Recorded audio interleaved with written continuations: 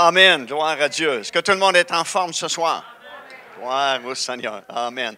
C'est bon d'être ensemble encore une fois. Je vous rappelle qu'il y a des bonnes productions sur la table de CD, DVD, surtout notre voyage en Israël, dont on revient depuis quelques semaines à peine.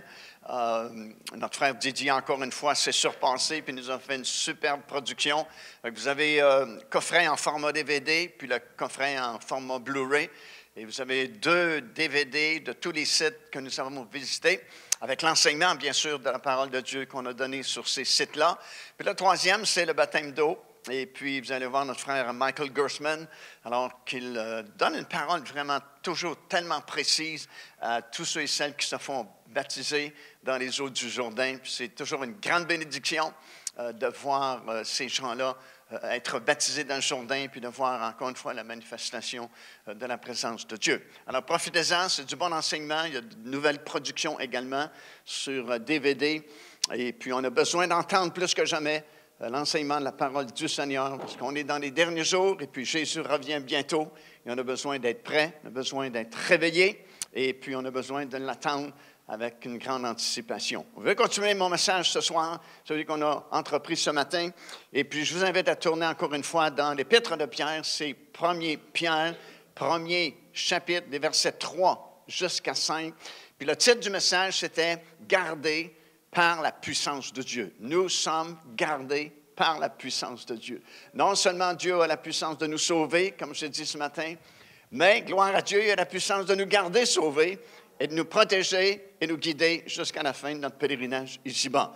Je vous rappelle ce qu'on a lu ce matin dans 1 Pierre, ça dit « Béni soit Dieu, le Père de notre Seigneur Jésus-Christ, qui, selon sa grande miséricorde, nous a régénérés pour une espérance vivante, par la résurrection de Jésus-Christ d'entre les morts, pour un héritage qui ne peut ni corrompre, ni souiller, ni flétrir, lequel vous est réservé dans les cieux, à vous qui, par la puissance de Dieu, êtes gardés. Wow, quel beau passage de l'Écriture. À vous qui, par la puissance de Dieu, êtes gardés, par la foi, pour le salut prêt à être révélé dans les derniers jours. Et puis on a dit aussi que en réalité, il y a 3 grandes puissances par lesquelles Dieu peut nous garder jusqu'à la fin de notre pèlerinage ici-bas. Encore une fois, dans le livre des Actes des Apôtres, 4e chapitre, versets 29 jusqu'à 31. Comme j'ai expliqué ce matin, les premiers disciples du Seigneur ont commencé tout de suite à prêcher la parole de Dieu à Jérusalem et tout de suite eu de l'opposition au message qu'ils prêchaient, surtout parce qu'ils prêchaient au nom de Jésus. Et le nom de Jésus dérangeait à l'époque comme il dérange encore aujourd'hui, parce qu'il n'y a qu'un seul Jésus. Il est le seul chemin, la seule vie, la seule vérité. Et puis c'est un nom qui toujours a dérangé.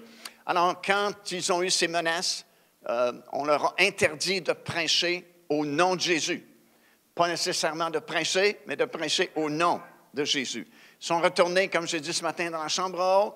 Et ils ont fait cette prière à Dieu. Ils ont dit, « Et maintenant, Seigneur, vois leurs menaces. Et donne à tes serviteurs d'annoncer ta parole avec une pleine assurance en étendant ta main pour qu'ils se fassent des guérisons, des miracles et des prodiges par le nom de ton saint serviteur Jésus. » Quand ils eurent prié, le lieu où ils étaient assemblés trembla.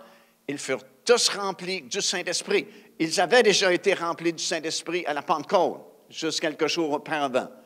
Mais ils ont encore été remplis du Saint-Esprit parce qu'il faut se tenir continuellement remplis du Saint-Esprit. Alléluia!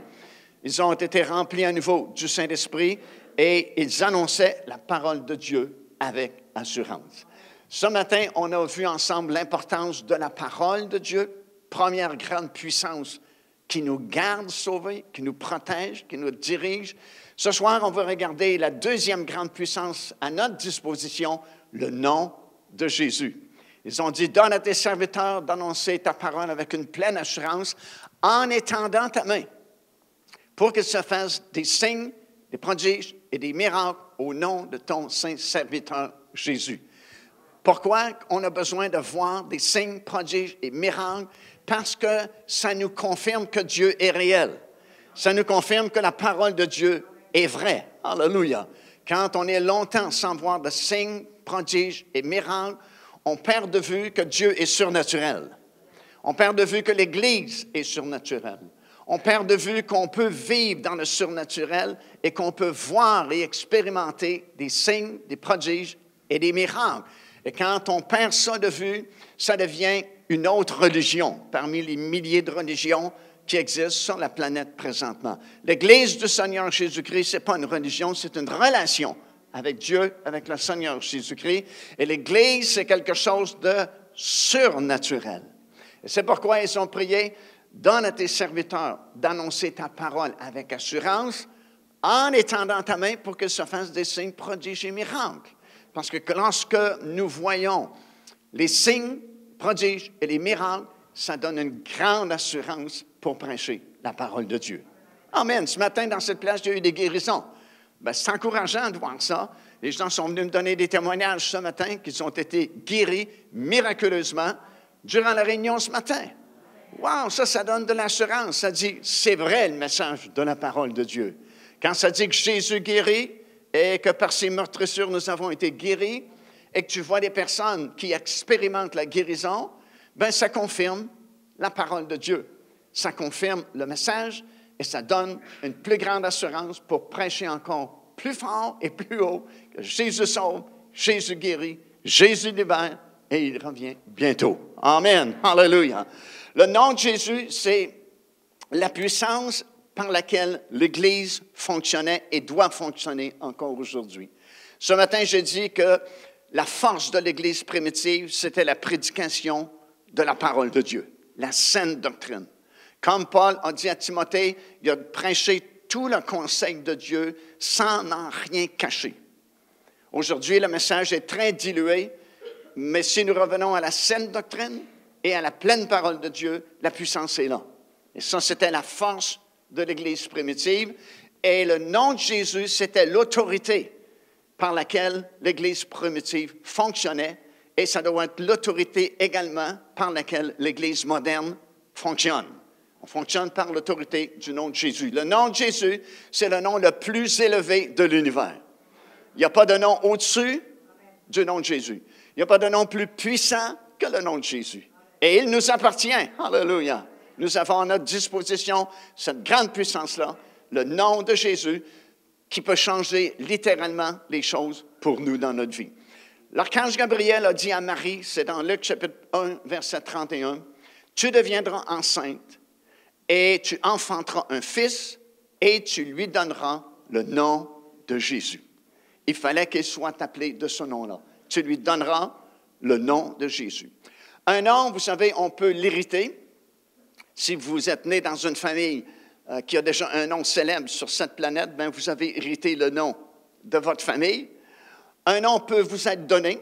Si vous avez été adopté dans une famille célèbre, bien, un nom vous a été donné. Ou on peut acquérir un nom en accomplissant un exploit extraordinaire et soudainement, votre nom devient célèbre. Bien, Jésus a vécu les trois expériences. Il a hérité d'un nom. Dans Hébreux, 1er chapitre, verset 4, ça dit « devenu d'autant supérieur aux anges », parlant de Jésus, qu'il a hérité d'un nom plus excellent que le leur. Alors, Jésus a hérité déjà un nom plus excellent que le nom des anges. Ce nom-là lui a été donné. On lit ça dans Philippiens, 2e chapitre et le verset 9. Ça dit « C'est pourquoi Dieu l'a souverainement élevé », parlant de Jésus, et lui a donné le nom qui est au-dessus de tout nom. Alors, il a hérité ce nom-là. Deuxièmement, on vient de lire ici qu'on lui a donné ce nom-là. Et troisièmement, il a acquis ce nom-là en faisant un exploit extraordinaire, en domptant pour nous toute la puissance de l'ennemi. Dans Éphésiens 1er chapitre, verset 20, ça dit « Il a déployé cette puissance-là en Jésus-Christ, en le ressuscitant des morts et en le faisant asseoir à sa droite dans les lieux célestes, au-dessus, pas en dessous, ni à égalité, mais au-dessus de toute domination, de toute autorité, de toute puissance et de toute dignité et de tout nom qui peut se nommer, non seulement dans le siècle présent, mais encore dans les siècles à venir. Alléluia. Il a acquis ce nom-là par une grande conquête, la conquête sur toute la puissance de l'ennemi. Et encore une fois, l'autorité du nom de Jésus, c'était l'autorité par laquelle l'Église doit fonctionner. Elle fonctionnait au début et elle doit continuer à fonctionner. Et cette autorité-là du nom de Jésus nous a été déléguée. C'est à nous, ça nous appartient. Nous avons le droit d'utiliser l'autorité et la puissance qui résident dans le nom de Jésus. Dans Marc chapitre 16, verset 17, ça dit ceci, « En mon nom, au nom de Jésus, ils chasseront des démons, ils imposeront les mains aux malades, et les malades seront guéris, et ainsi de suite. » Vous pouvez lire la suite. Tout ça, on peut le faire parce que l'autorité du nom de Jésus nous a été déléguée. Vous avez le droit d'utiliser la puissance et l'autorité du nom de Jésus pour remettre l'ennemi à sa place et obtenir les promesses qui vous appartiennent dans la parole du Seigneur. Quelqu'un peut dire Amen? Amen. Adam et Ève avaient reçu, quand ils ont été créés, l'autorité, non seulement sur cette terre, mais la Bible dit sur tout ce que Dieu avait créé. Imaginez-vous la puissance et l'autorité que nos premiers parents avaient. Ça, c'est dans Psaume chapitre 8 et le verset 7. La Bible dit que Dieu leur avait donné l'autorité sur tout ce qu'il avait créé. Mais cette autorité-là, par la chute, a été transférée, comme nous savons, au diable, qui est venu tenter nos premiers parents, et l'autorité est passée entre ses mains. Puis c'est pourquoi, dans 1 Jean, chapitre 5, et le verset 19, nous lisons que le monde entier est sous la puissance du malin. Quand le diable est venu tenter Jésus au désert, il lui a montré tous les royaumes de cette planète, toute la gloire de ce monde, toutes les richesses de ce monde, et il a dit à Jésus, toutes ces puissances-là, toutes ces richesses-là, toutes ces gloires-là m'ont été données. Ben, ce n'est pas Dieu qui a donné ça à Satan, c'est l'homme, en succombant à la tentation, a pris l'autorité que Dieu lui avait donnée et a transféré cette autorité au diable. Et c'est pourquoi, jusqu'aujourd'hui, et il l'aura jusqu'au retour du Seigneur, il a la puissance dans ce monde, si bien que, j'en dis, le monde entier est sous la puissance du diable. À moins que vous êtes sauvés et que vous appartenez à l'Église du Seigneur Jésus-Christ, vous êtes dans un monde qui est contrôlé par Satan. Le monde entier est sous la puissance du diable. Mais le Seigneur Jésus-Christ est venu. Alléluia! Et il a repris l'autorité qu'il avait donnée à nos premiers parents et il nous donne cette autorité-là. Si vous êtes sauvés, vous avez cette autorité-là sur toute la puissance de l'ennemi parce que Jésus vous l'a délégué. Il a dit dans Luc chapitre 10, verset 19, « Voici, je vous ai donné le pouvoir de marcher sur les serpents et les scorpions, qui est un symbole de toute la puissance démoniaque, et sur toute la puissance de l'ennemi. » Et il ajoute ceci, « Et rien ne pourra vous nuire. » Oh, c'est un vraiment faible amen. Écoute, rien ne pourra vous nuire. Woo! Alléluia! Que ce soit des épreuves, que ce soit la maladie, que ce soit la désillusion, que ce soit la déception, rien ne pourra vous nuire. Ne vous laissez pas arrêter dans votre marche avec le Seigneur Jésus-Christ. Ne perdez pas votre premier amour. Ne perdez pas votre zèle parce que certaines choses sont arrivées dans votre vie. Écoute, tout le monde arrive, à tout le monde ça arrive. Vous n'êtes pas tout seul qui traversez une épreuve. Tout le monde vit des épreuves. Si ce n'est pas venu encore, j'ai une bonne nouvelle pour vous, ça s'en vient. Vous allez être déçus. Souvent, les gens disent, « On ne va pas à l'église, j'ai été blessé. » Bienvenue dans le club. Tout le monde a été blessé en quelque part. Jésus lui-même a été blessé. Et Jésus lui-même nous a dit, « Si moi, le maître, j'ai été blessé, vous allez être blessé aussi. » Puis, attendez-vous à ça. Mais laissez-vous pas arrêter par ça. Parce que Jésus a dit, « Je vous donne mon autorité. En mon nom, vous pouvez chasser les démons. » Et il ajoute ici, « Rien ne pourra vous nuire. » Alléluia, gloire au Seigneur. Ça veut dire qu'on peut marcher la tête haute, on peut marcher dans la victoire, peu importe ce qui nous arrive, peu importe notre condition ce matin, enlève tes yeux de ta condition, place-les sur Jésus. Souvent, on est trop proche de nos montagnes.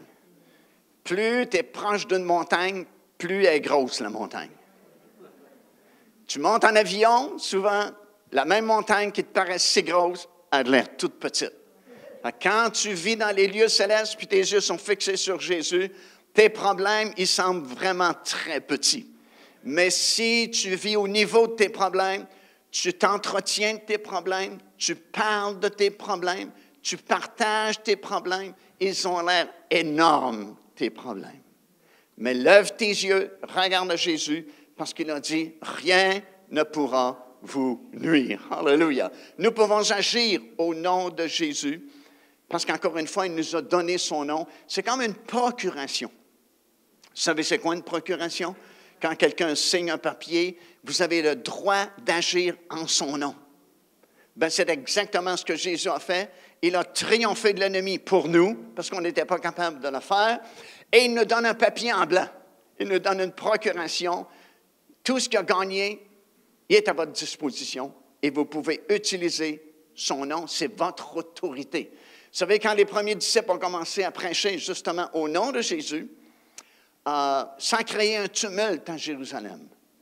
Et surtout qu'ils ont baptisé tout de suite ceux qui avaient accepté le Seigneur Jésus-Christ. Ils les baptisaient dans l'eau. Et puis les autorités à Jérusalem sont arrivées auprès des disciples et ils leur ont demandé par quelle autorité ils faisaient ça. Parce que plusieurs parmi eux, écoute, ce n'étaient pas des prédicateurs, là. Ce n'étaient pas des gens qui se tenaient dans les autorités au temple. C'était des pêcheurs de poissons, d'autres c'est collecteurs de taxes. Alors ils ont demandé, « Wow, un instant, par quelle autorité vous baptisez des gens? » Parce qu'il y avait une forme de baptême en Israël avant Jésus-Christ. C'est comme un baptême de purification. Chaque personne qui montait au temple devait se purifier. Il y avait des bains rituels, des mikvahs qu'on appelle en Israël, qui sont encore là aujourd'hui. Et puis, ils devaient s'immerger dans ces bains de purification. Alors, ce n'est pas nouveau le baptême. Mais eux, ils baptisaient de façon différente. Ils baptisaient au nom de Jésus. Et ils leur ont demandé par quelle autorité, autrement dit, de quel droit vous faites ça. Pourquoi est-ce que vous faites ça? Qui vous a donné la permission de baptiser des gens? Et ils ont répondu, nous baptisons ces gens au nom de Jésus. Vous avez ça dans Actes des Apôtres, chapitre 4, versets 7 jusqu'à 10. C'est l'autorité par laquelle ils baptisaient des gens. La formule du baptême, c'est différent. Tu sais, il y a quelques années, il y avait eu beaucoup de discussions à savoir est-ce qu'on doit baptiser des gens dans l'eau au nom du Père, du Fils ou du Saint-Esprit ou au nom de Jésus seulement. Ce n'est pas compliqué. La formule du baptême, c'est au nom du Père, du Fils et du Saint-Esprit. Tu as ça dans Matthieu 28, chapitre 19. Jésus dit, allez prêcher la bonne nouvelle à toute la création et baptisez-les au nom du Père, du Fils et du Saint-Esprit. Alors, la formule par laquelle nous baptisons les gens dans l'eau, c'est au nom du Père, du Fils et du Saint-Esprit. Mais l'autorité par laquelle nous faisons ces baptêmes, c'est au nom de Jésus. Ce n'est pas plus compliqué que ça. Pourquoi ça marche, le nom de Jésus, quand nous l'utilisons?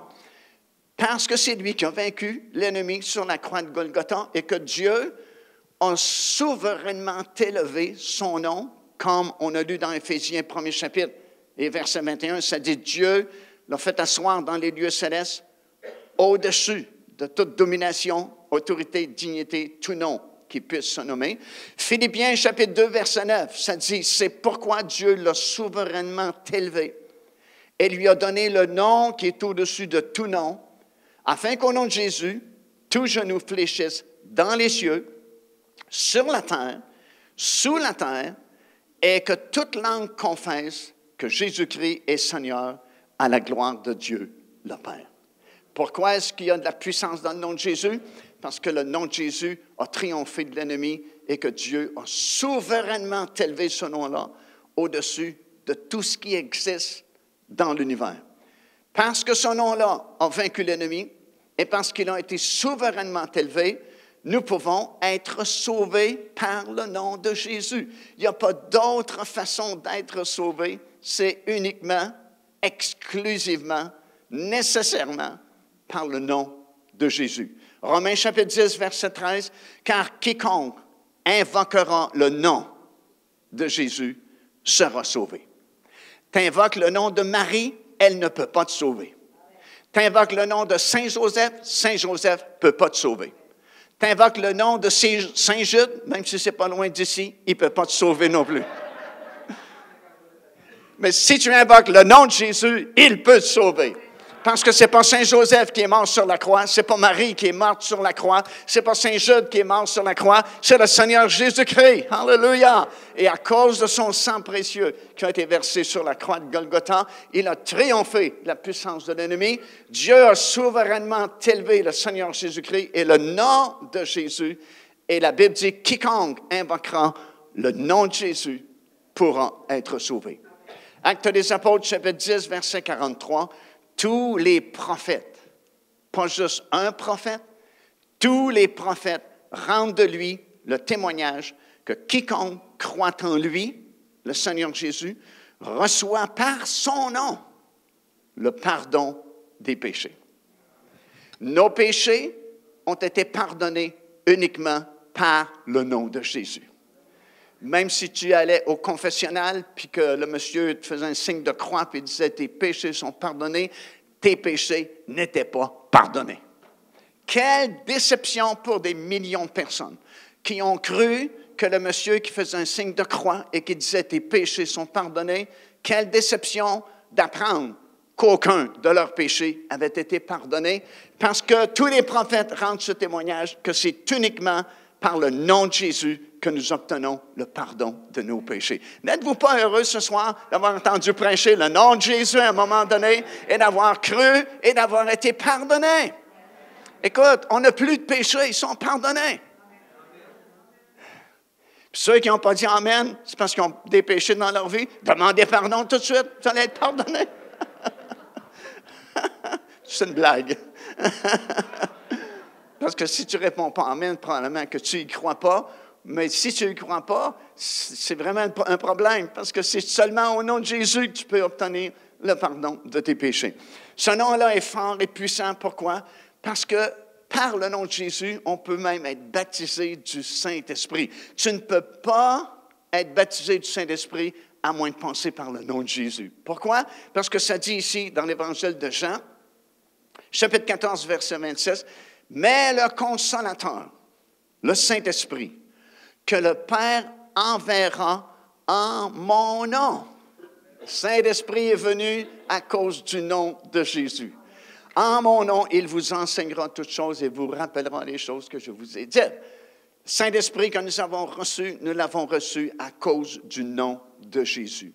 Troisièmement, le nom de Jésus, c'est précieux parce qu'à cause du nom de Jésus, nous avons accès à Dieu.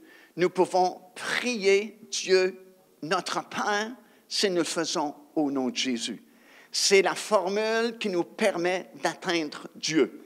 Dans l'Évangile de Jean, chapitre 15, verset 16, ça dit « Tout ce que vous demanderez au Père en mon nom, il vous le donnera. » Parce que le nom de Jésus, c'est notre accès à Dieu le Père. Il n'y a pas d'autre accès à Dieu le Père. Encore une fois, Jésus dit, je suis le chemin, la vie, la vérité. Et il ajoute ceci, nul ne vient au Père que par moi. Bon, les gens essaient toutes sortes de chemins pour atteindre Dieu. C'est peine perdue. Tu perds ton temps. Jésus a dit, nul. Nul, c'est personne. Nul, c'est nul.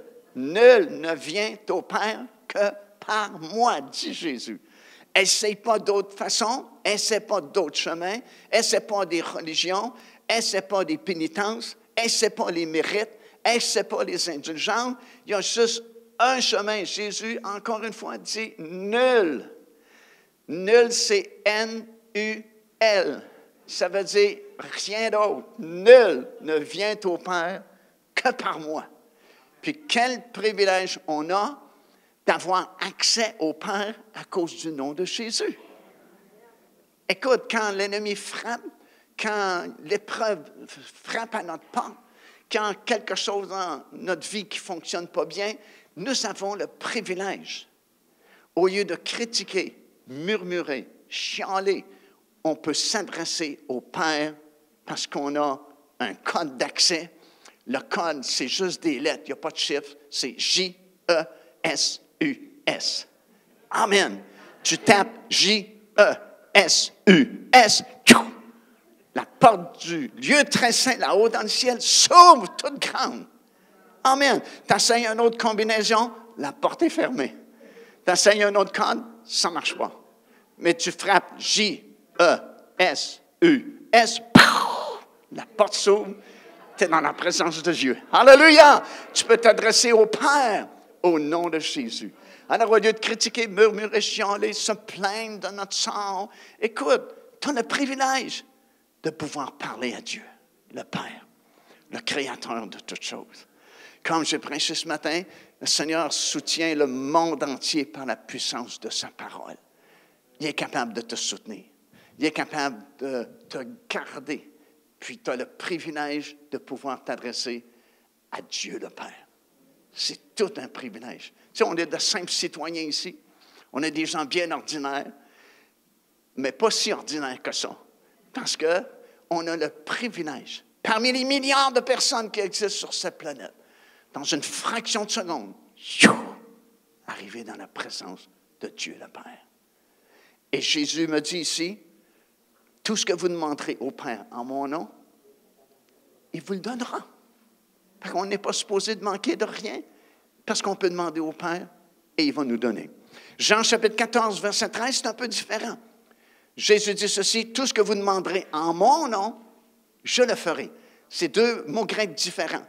Première référence, c'est la prière. La façon de prier, c'est s'adresser au Père au nom de Jésus. Mais dans l'autre passage, c'est ce que vous commanderez en mon nom. Jésus dit, c'est moi qui vais le faire.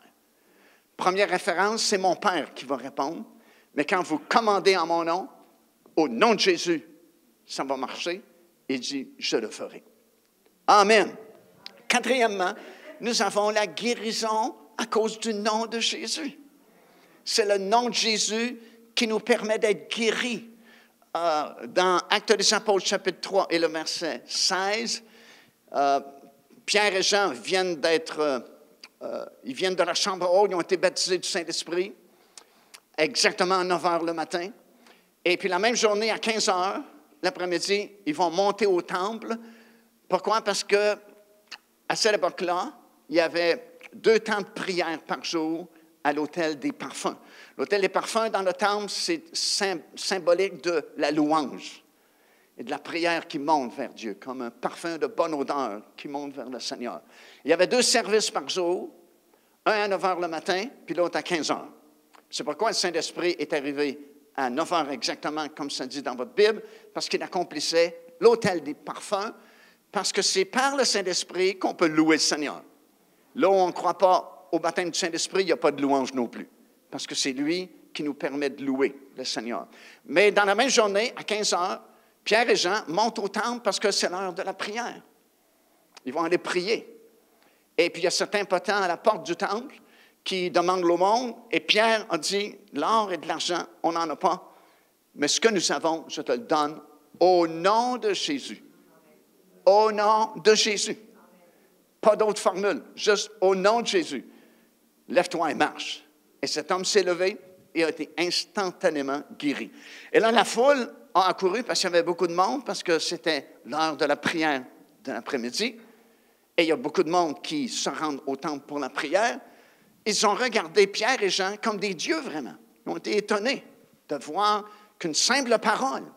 Écoute, cet homme-là, tout le monde le connaissait parce qu'on l'amenait au temple, parce qu'il y avait une foule. Tu sais, il ne voulait pas être dans un endroit où il passe juste une personne par jour, parce qu'il ne fera pas grand argent. Mais on l'amenait au temple parce que la foule montait au temple le matin et l'après-midi. Et puis, les gens le connaissaient, ça fait plusieurs années qu'il est là. Et de voir Pierre qui fait juste une simple parole, au nom du Seigneur Jésus, lève-toi et marche, et ce monsieur est guéri. Il se met à courir dans l'enceinte du temple. Alors, c'est sûr que la foule est étonnée. Puis, ils regardent Pierre et Jean comme, c'est vraiment des gens spéciaux, là. Ils ont vraiment une puissance extraordinaire. Et voici ce que Pierre a répondu dans le verset 5. C'est par la foi en son nom, le nom de Jésus, que son nom a raffermi celui que vous voyez et que vous connaissez. Autrement dit, Pierre leur dit à la foule, ne regarde pas en nous, ne nous regardez pas.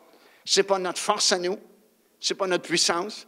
Il va même dire que ce n'est pas à cause de notre sainteté, mais c'est le nom de Jésus, c'est par la foi dans le nom de Jésus que le nom de Jésus a raffermi celui que vous voyez et que vous connaissez.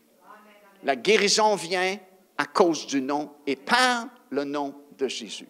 Jésus est au-dessus de toute maladie. Alléluia. Jacques, chapitre 5, verset 14. « Quelqu'un parmi vous est-il malade? Qu'il appelle les anciens de l'Église et que les anciens prient pour lui en loignant d'huile au nom du Seigneur Jésus. » Encore une fois, la prière de guérison doit être faite au nom de Jésus. Et nous pouvons être guéris encore ce soir parce que la bonne nouvelle, c'est que le nom de Jésus a gardé encore toute sa puissance cette année. Amen. Vous pouvez être sauvés, vous pouvez être délivrés, vous pouvez être pardonnés et vous pouvez être guéris par l'autorité qu'il y a dans le nom de Jésus. Cinquièmement, nous avons le pouvoir de chasser les démons et toute la puissance de l'ennemi, parce que ça dit encore une fois dans Luc, chapitre 10, verset 19, « Je vous ai donné le pouvoir. Pas je vous le donnerai un jour si vous êtes des bons chrétiens. Je vous ai donné le pouvoir. » Ça veut dire, combien j'ai de chrétiens ici ce soir? Montrez-moi la main si vous êtes sauvés. Ça veut dire que vous l'avez le pouvoir. Vous pouvez faire beaucoup de dommages dans le royaume des ténèbres parce que vous avez le pouvoir. Parce que Jésus dit, je vous ai donné le pouvoir de marcher sur les serpents et les scorpions et sur toute la puissance de l'ennemi. Et si tu commandes à l'oppresseur de partir au nom du Seigneur Jésus, il n'y a pas le choix. Parce qu'il n'a pas peur de toi, il n'a pas peur de ton nom, mais il doit obéir au nom de Jésus. Si tu commandes aux démons de sortir au nom de Jésus, il n'y a pas d'autre choix que de sortir. Actes des Apôtres, chapitre 16, Paul, concours de circonstances, il se retrouve dans une toute petite ville qui s'appelle Philippe, d'où on a l'épître aux Philippiens dans notre Bible. Puis c'est vraiment un concours de circonstances parce qu'il était parti dans toute une autre direction. Puis le Saint-Esprit leur a parlé et puis ils ont compris que le Seigneur les appelait du côté de la Grèce. Et le premier district dans lequel ils sont entrés, lorsqu'ils sont entrés dans la Grèce, c'est la petite ville de Philippe. Et vous savez l'histoire, il y a cette femme qui a accepté le Seigneur Jésus-Christ, qui a logé les apôtres qui prêchaient la parole de Dieu. Puis en route vers la petite rivière qui était dans la ville de Philippe où se tenaient les réunions, avant que l'Église des Philippiens ne soit fondée, il y a cette jeune fille qui suivait Paul et Silas et puis leur prophétisait des choses qui étaient vraies. Elle disait que ces hommes étaient des envoyés du Dieu très haut qui étaient venus pour leur annoncer le salut. Le message était bon, mais la source était diabolique. C'est pour ça que c'est mieux d'avoir du discernement des esprits, parce qu'on peut s'en faire passer des petites vites, souvent. Et puis Paul il se sentait irrité dans son esprit et réalisait que même si le message était bon, la source était diabolique. Et puis il s'est retourné vers cette jeune fille et il a dit aux démons qui étaient dans cette jeune fille, d'un esprit de divination, encore une fois, qui est une copie de la parole de connaissance et la parole de sagesse que le Saint-Esprit peut nous donner. Il a dit, je t'ordonne, il parle aux démons, pas à la jeune fille, je t'ordonne, au nom du Seigneur Jésus, de sortir d'elle.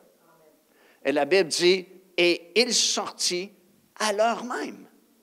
Ça n'a pas pris 2 semaines, à l'heure même. Pourquoi? Parce que les démons sont soumis au nom de Jésus. Et si ta foi est placée dans l'autorité que le Seigneur Jésus t'a donnée, le démon doit sortir.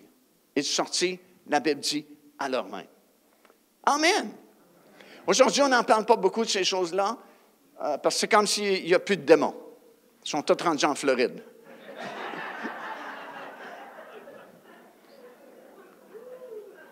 Mais il existe encore. Quand j'étais jeune prédicateur, je commençais à prêcher. J'avais été invité dans une église à Montréal, une belle grande église pour l'époque, 200-300 personnes. Et puis, c'était mes premières prédications, puis je prêchais de tout mon cœur, puis je fais l'appel. Puis beaucoup de monde s'avance, c'est plein en avant pour la prière, position des mains. Et puis, le pasteur de l'Assemblée descend de son côté, commence à prier pour m'aider du côté droit, là, de ma droite à moi. Puis moi, je descends du côté gauche ici, puis je commence à prêcher pour les premières personnes à ma gauche. Et puis, on est en train de prier pour les gens, lorsque soudainement, en plein centre, plein milieu ici, un possédé de démons qui commence à se manifester. Et je n'avais jamais fait face à ça. Bon, je suis né de nouveau ici dans l'Assemblée, puis ceux qui sont encore ici, qui étaient là à l'époque, le pasteur faisait face à ces choses-là assez régulièrement. On voyait l'autorité qu'il y avait dans le pasteur, mais moi, je ne l'avais jamais fait encore. Tant que c'est le pasteur, ça va bien. Puis quand c'est ton tour, c'est une autre histoire. Puis là, je me dis, je le laisse faire parce que je me dis, le pasteur de l'Assemblée va s'en occuper. Parce que, écoute, c'est son Église. C'est son possédé de démons qui s'en occupe. Mais les minutes passent et puis il ne s'en occupe pas. Parce que lui continue à prier comme si de rien n'était avec les autres personnes. Puis probablement qu'il s'est dit, c'est Massicotte qui a prêché, il a provoqué ça, c'était Massicotte qui s'en occupait. Alors, ni lui ni moi, on s'occupe de ce monsieur. Alors, quand personne s'occupe du diable, lui, le diable prend la place. Et là, ce n'était pas joli, joli. Ça commençait avec des cris, puis des choses qui ne sont pas belles à voir. Puis là, tu te dis, Seigneur, calme-le. Je ne veux pas faire face à ça. Je n'ai jamais fait ça encore. Et puis, fais qu'il se calme, puis que ça rentre dans l'ordre. Mais ça ne marche pas comme ça. Alors, lui, il a pleine liberté de manifester, puis tout ça.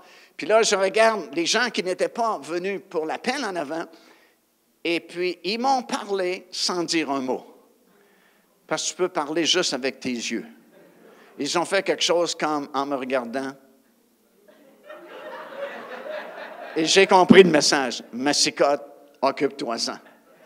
Et puis là, je n'avais pas le choix parce que je suis pris dans l'affaire, puis je ne peux pas m'en aller chez nous comme ça. J'aurais eu le goût de partir chez nous, mais je ne peux pas. Et là, j'ai décidé de m'en venir jusqu'au centre puis faire face à la situation. Et croyez-moi, j'ai marché le plus lentement possible là, en priant le Seigneur qu'il puisse se calmer, ce monsieur-là, puis que j'ai rien à faire. Puis tout au long de cette marche-là, qui m'a paru la plus longue marche du monde, j'essayais de me souvenir comment le pasteur ici de l'Assemblée, pasteur Samson à l'époque, qui avait une grande autorité pour chasser les démons, comment il faisait. Puis j'avais beau penser, tout ce qui me revenait, c'est qu'il y avait une grosse voix. Pasteur Samson, il parlait toujours, grosse voix. Alors je me suis dit, je vais prendre la plus grosse voix que je peux me trouver. Probablement que le diable va avoir peur de ma grosse voix, puis ça va régler l'affaire. Alors, puis j'avais lu quelques livres quand même sur la puissance de chasser les démons.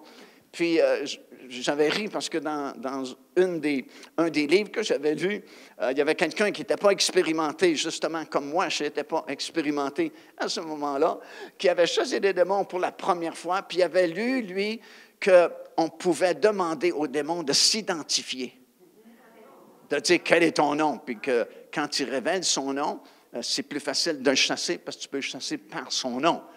Puis, tu sais, ça ne tient pas la route du tout parce que le diable est le père des menteurs. Il est menteur par-dessus tout. Fait que ce qu'il va te dire, ce n'est pas nécessairement la vérité. Puis, le pauvre monsieur, il dit, quand la première fois il a fait face à un démon, puis il devait prendre l'autorité pour chasser le démon, il dit, j'ai essayé ce que j'avais lu, puis j'ai demandé, quel est ton nom? Puis le monsieur, il a répondu son nom à lui. Il s'appelait Sam Jenkins. Non, il dit, c'est pas à toi, je parle au démon. Fait qu'en cours de route, j'ai décidé de ne pas faire ça. Juste utiliser ma plus grosse voix lorsque j'arriverai. Et quand je suis arrivé devant lui, aussi vrai qu'on est ici ce soir, c'est comme si soudainement, quelqu'un m'avait gonflé à l'hélium pour... je suis rendu... Je ne sais pas si tu as déjà vu la série qui s'appelait The Incredible Hulk. Tu sais, quand il se choquait, là... J'étais rendu comme ça. Tu sais, je pesais là, peut-être 600 quelques livres, tout en muscles. Grand monsieur. Puis c'est comme là, j'ai plus peur de rien parce que c'est comme l'onction du Saint-Esprit est sur moi. Et puis, c'est comme si je me dis, wow, il y en a juste un possédé de démons, il n'y a pas de problème. Puis, je prends autorité au nom du Seigneur Jésus, puis je ordonne à ce démon-là de sortir de cet homme. Et dans quelques instants seulement, ce démon-là est sorti. L'homme est tombé sous la puissance du Saint-Esprit cette fois-là, avec un beau sourire sur son visage. Et puis, quand il s'est relevé, wow, il y avait la joie du Seigneur imprimée sur son visage. Puis, on a pu se réjouir tous ensemble de la délivrance que cet homme-là a expérimentée. Ça veut dire qu'on a la puissance au nom de Jésus. Ce n'est pas en notre nom. Tu sais, je n'ai même pas pris ma grosse voix. Je n'ai même pas eu le temps de prendre ma grosse voix. Parce que, arrivé devant l'obstacle, le Seigneur pourvoit toujours. Si tu as un peu d'expérience avec le Seigneur, c'est rare qu'il pourvoie d'avance. Il dit, rends-toi à la montagne, puis à la montagne, il sera pourvu. Alléluia. Gloire à Dieu. Parce qu'il veut nous apprendre à marcher par la foi. Fait que fais face à ton obstacle. Fais face à ta montagne. Puis quand tu es face à la montagne, au moment même où tu es face à ton problème, le Seigneur va pourvoir. Il va te donner une autorité surnaturelle qui est l'autorité du nom de Jésus. Et au nom de Jésus, la montagne va se déplacer. Amen. Parce que de toute façon, Jésus ne nous a pas demandé de parler de nos montagnes. Il nous a dit de parler à nos montagnes. Fait que cesse de parler de tes problèmes, parle à tes problèmes. Puis dis, problème, au nom de Jésus, disparaît et ne revient plus. Wow, c'est bon ce que je vous prêche. Alléluia. Continue, Mario, OK? Amen. Gloire à Dieu. Finalement, le nom de Jésus est précieux pour nous parce qu'au nom de Jésus, il peut y avoir des signes, des prodiges, des miracles, parce qu'il y a de la puissance qui a été investie dans le nom de Jésus. Il peut se passer des choses. Encore une fois, on était jeunes chrétiens, premières années qu'on était sauvés. Puis il est arrivé ici, dans les régions de Montréal, un monsieur qui venait de l'Ouest canadien, qui a mal tourné aujourd'hui, mais quand il est arrivé, il y avait vraiment une autorité, une puissance du Saint-Esprit pour agir. Et puis, il a commencé des réunions spéciales auxquelles on a assisté, un petit groupe de l'Église ici. Et puis, on trouvait ça tellement merveilleux parce que ces réunions étaient différentes de ce qu'on connaissait. Habituellement, nos réunions sont très bien organisées, sont programmées. La réunion, 3 chants, 2 chants vite, 2 chants slow, l'offrande, la prédication, puis prière. Mais lui, c'était comme décousu. C'est comme s'il n'y avait pas de programme. Puis il nous faisait penser un peu à Catherine Coleman. Si vous avez suivi son ministère à l'époque, elle disait elle-même son témoignage quand elle débutait des grandes conventions pour prêcher la parole, puis qu'il y a beaucoup de guérison, parce qu'elle avait vraiment un ministère très fort de guérison, comme vous savez. Elle disait qu'elle tuait le temps au début. Puis elle avait son pianiste, puis il chantait, puis il jouait de la musique, et puis elle étirait le temps jusqu'au moment où elle sentait que l'onction venait sur elle.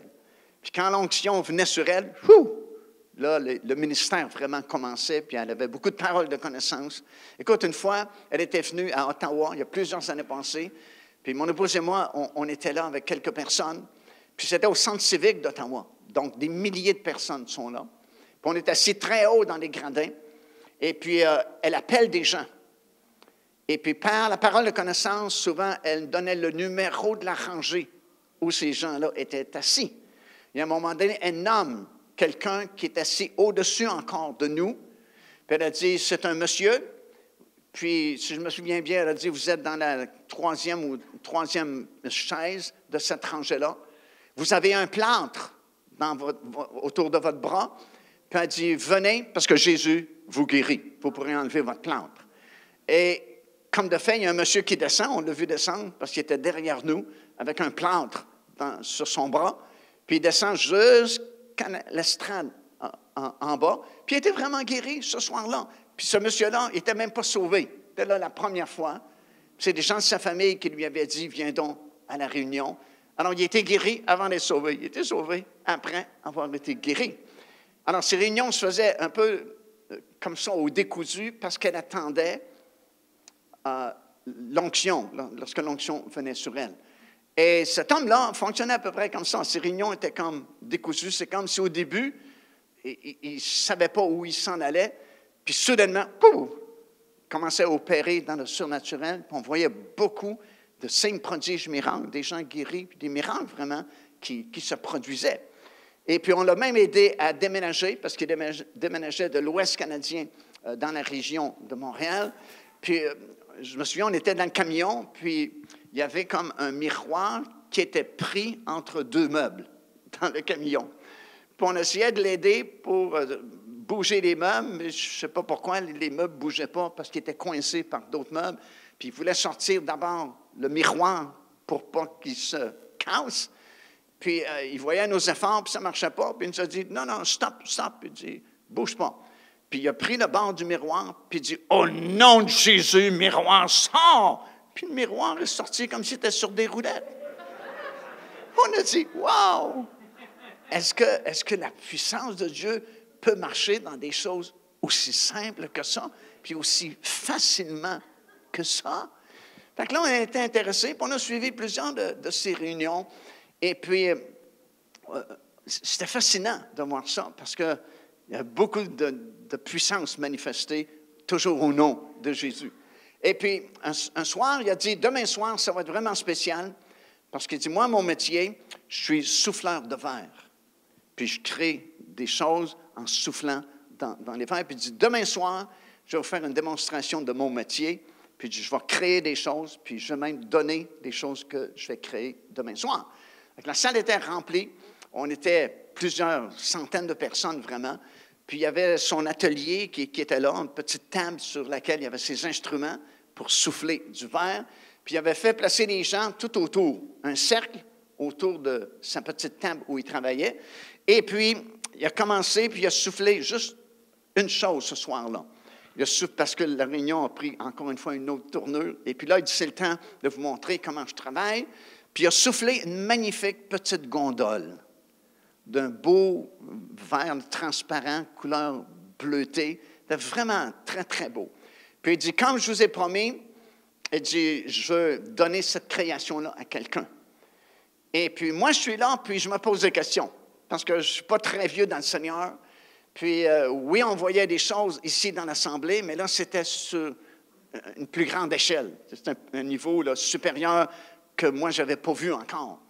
Puis, tu sais, dans ce temps-là, on est tellement peu habitué au surnaturel que lorsqu'il y a une manifestation surnaturelle, soit qu'on ait peur ou qu'on doute. Parce qu'on n'est pas tellement habitué. L'Église est plus rationnelle que surnaturelle. Puis quand il se passe des choses surnaturelles qui nous semblent bizarres à notre raisonnement humain, on a peur ou on doute. Puis souvent, on accuse, on dit que c'est le diable qui agit plutôt que le Seigneur. Puis j'étais un peu dans cette condition-là à ce moment-là. J'ai dit, Seigneur, tu vas me montrer quelque chose ce soir.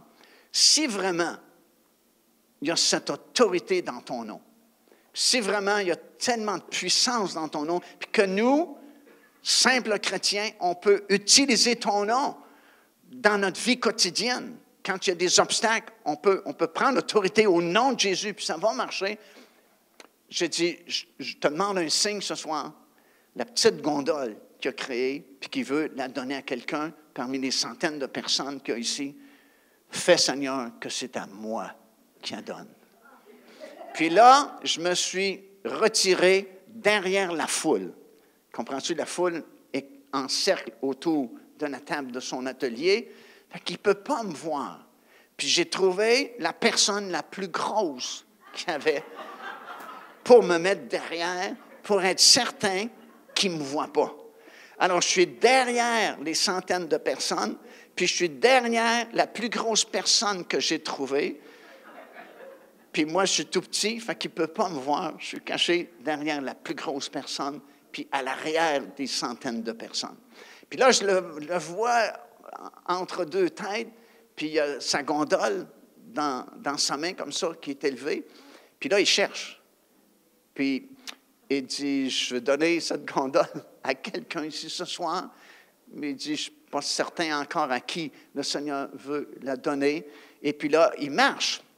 c'est sûr qu'en marchant, il va faire le tour, parce que c'est un cercle. Si tu marches autour d'un cercle, tu vas faire le tour du cercle. Et même si je suis en arrière de la foule, je suis dans le cercle, comprends-tu? Puis même si je suis caché derrière la plus grosse personne, si tu fais le tour du cercle, à un moment donné, tu vas me voir. Et c'est ce qui est arrivé. Il est arrivé de l'autre côté du cercle, il m'a vu et dit, le Saint-Esprit me dit de vous la donner à vous. Comprends-tu?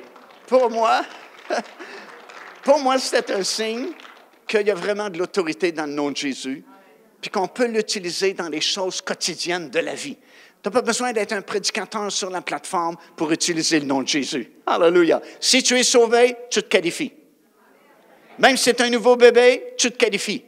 Parce que ça ne dépend pas de toi, ça ne dépend pas de ta sagesse, ça ne dépend même pas de ta sainteté, ça dépend de ta foi dans le nom de Jésus. Parce qu'il est déjà donné, le nom de Jésus. Alors pour moi, c'est comme une confirmation que oui, on peut utiliser le nom de Jésus pour des choses très simples, pour le quotidien, vraiment. Puis je pourrais vous raconter des choses ici ce soir que vous auriez de la misère, de la difficulté à croire. Quand j'ai utilisé le nom de Jésus dans certaines circonstances, même pour faire pousser du gazon. Alléluia! Parce qu'en fin de compte, on limite Dieu. Parce que souvent, notre raisonnement humain vient bloquer notre foi. Puis on met des limites à Dieu qui ne peut sûrement pas faire ça. Mais Dieu peut faire n'importe quoi parce qu'il est Dieu et qu'il a la puissance d'agir. En le nom de Jésus. Je suis mieux de ne pas raconter trop de choses, vous n'avez pas l'air à me croire. Mais quand même, c'est la vérité, ce que je vous dis. Et j'ai des témoins. Alors, pour moi, c'est une confirmation. Et puis, comprends-tu, cette petite gondole, c'était tellement précieux pour moi. On demeurait à Saint-Hyacinthe à l'époque, puis je l'ai placée sur ma table dans le salon de ma maison. Et puis, c'était quasiment devenu une idole, tu sais, la petite gondole. Si bien qu'à un moment donné, on est déménagé. Et en déménageant, les déménageurs, j'ai de la difficulté à leur pardonner, ils ont échappé ma petite gondole, puis elle s'est brisée. Et je me dis, Seigneur, tu as bien fait, parce que c'est comme si je considérais trop la gondole, et puis c'est devenu quasiment une idole pour moi. Mais c'était vraiment un signe pour moi que, oui, le nom de Jésus, c'est grand, c'est puissant. C'est le nom qui a été élevé au-dessus de tous les autres noms. Mais de façon tellement simple, je peux l'utiliser dans mes besoins quotidiens. Alléluia. Que je sois à la maison, que je sois au travail, que je sois à l'assemblée. Quand il y a quelque chose qui ne fonctionne pas, je peux prendre l'autorité qu'il y a dans le nom de Jésus. Je peux commander au nom du Seigneur Jésus. Et si c'est fait selon la parole de Dieu, selon la volonté de Dieu, ça va marcher. Alléluia. Et ce soir, en terminant, le nom de Jésus a la même autorité qu'elle a toujours eue. Depuis 2000 ans, le nom de Jésus est à votre disposition ce soir et on va faire un appel dans quelques instants et peu importe quel est votre besoin ce soir, utilisez l'autorité que vous avez. Vous n'avez pas besoin d'appeler un autre pasteur. Vous n'avez pas besoin d'appeler un autre évangéliste. Vous n'avez pas besoin d'attendre une autre réunion. Vous n'avez pas besoin d'attendre une grande convention. Vous avez l'autorité ce soir à votre disposition et vous pouvez demander au nom de Jésus. Et Jésus lui-même a dit, ce n'est pas moi qui le dis, ce n'est pas une église qui le dit, c'est Jésus lui-même qui le dit. Ce que vous demandez, ce que vous commanderez en mon nom, je le ferai. Écoute, on a prêché ce soir, on peut être sauvé à cause du nom de Jésus.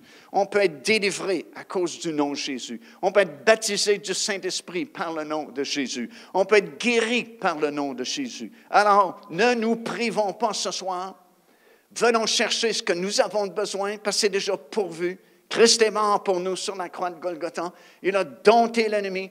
Son nom a été élevé. Lui-même a été élevé jusqu'à la droite du Père dans les lieux célestes. Et il a dit, je vous donne mon autorité et rien ne pourra vous nuire. Est-ce qu'on peut se lever en terminant, s'il vous plaît? Je vais demander aux musiciens s'ils veulent revenir. On va chanter, on va louer le Seigneur. Et puis, chaque personne ce soir qui a un besoin quelconque, je vais vous demander d'avancer en avant. On va prier avec vous.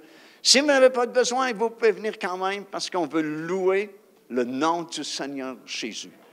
Écoute, en plus de tout ce qui a été prêché ce soir, on a le privilège de louer le nom du Seigneur Jésus.